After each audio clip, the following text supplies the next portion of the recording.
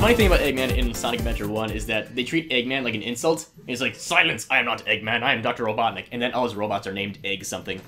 Yeah, that's true. So it's like a little bit of a translation error there. I mean, I would prefer if he was called Robotnik. Still, I think that sounds cooler. It makes me take him a little more seriously. Well, sometimes. they're not even trying to make him taken seriously anymore. No, which is the problem. Well, I think that's good they're playing him for comedy, but he should still be a little dignified. No, I mean, there were many things that he did. Even in Sonic 06, there were serious things that he did and used to do. And he used to be very, he would still help Sonic and everybody at the end, and he would still be a very, kind of, I don't want to say a deep character, but he was, I don't really know how to describe it, but like in Sonic Adventure 2, how he's kind of... Well, he's threatening, but also still kind of... Yeah, at the end... Not totally serious. Right, but at the end where he's very, he's very kind of proud yet ashamed of the things that his grandfather did and stuff like that. And that's Sorry, we're still talking about the game with the blue hedgehog who runs really quick, right? Yeah, that might be kind of a problem now that... It tells you... if anyone touches you inappropriately... that's the thing you should know about Sonic Grand. Okay, there we go. That's one of the things that I know. That if anyone touches you inappropriately... that's no good. Yeah, that's no good. Shoot. I was using Mario Kart controls for a second. No, now I'm going to lose.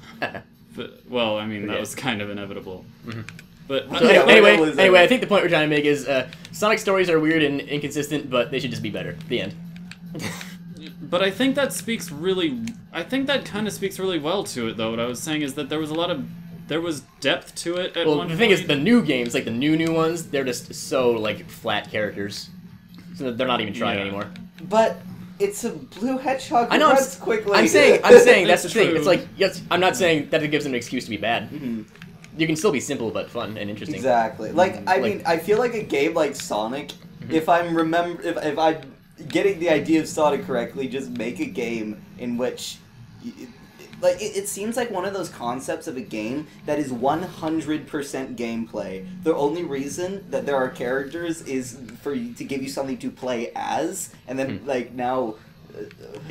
Yeah, I mean... That's just impressions. I know nothing about Sonic. I mean, and when it was first created, it was just supposed to be, the competitor to Mario to try and take him off the throne. Exactly. And they just had to give him, a character with attitude. I'm not sure if they thought of the gameplay or the character first, so I wouldn't know. Definitely the gameplay. Well, I don't know. I'm saying they might have thought of Sonic the character first, and then... Which I'm actually thinking they might have. I don't know which one it is, but I'm leaning towards that one being the correct answer. But yeah, so they just kind of... And then that started the whole rodent mascot platformer craze of the 90s. But honestly, if they had thought of Sonic the Hedgehog, or like a blue hedgehog first, and then they're like, okay, we need to create some gameplay around this character, I'm pretty sure they would not have come up with what they did. You gotta go fast. Yeah. Well, then again, if they had thought of the gameplay of, you're a character who runs really, really quickly, and then so it's like...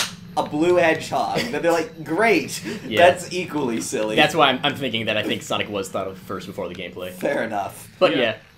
I mean, back when Sonic, when Sonic 1 was out, that's what you're saying, right? I mean, that's what pretty much all video games were at the time. Mm-hmm. They were just games. There wasn't a lot of depth to it, but then, the 3D era came and stuff like 3D Zelda came around where there was a lot of story involved, and then everything else kind of had to have a story. And but that's what happens when now you have a new era of technology in which you can have storytelling. So they create Zelda, but no one ever tried to add depth to the characters in Pong or Snake. Well, Yeah.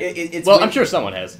Well, they tried with Pac-Man. Dear God. Oh no. But what it feels like to me is you have this relic of an age when it was just gameplay that they're trying to pull over into now one where we demand more storytelling, and it feels like it's a fucking blue hedgehog. And the thing is, I think if we're gonna look at a story that's cartoony characters that's fun but also can be taken seriously, I think Ratchet and Clank is a great example of that. That's true. Have you guys seen those games or played them? I haven't played it. I've heard it's fantastic. Yeah, they're great. They're really fun to play, and they have really enjoyable characters. Mm-hmm.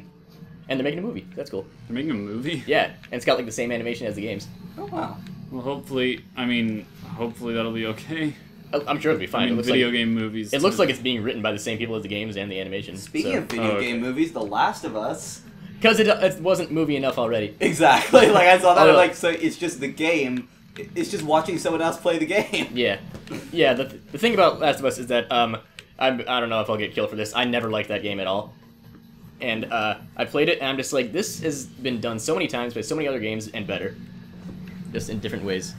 Honestly, I appreciate good storytelling, but video games require gameplay. And yeah, and Last of Us' gameplay is just so boring. Yeah. It's just like, at first, I was just like, you know, this should just be a movie, because I'm not having fun playing it, and the story is decent, I guess. Yeah.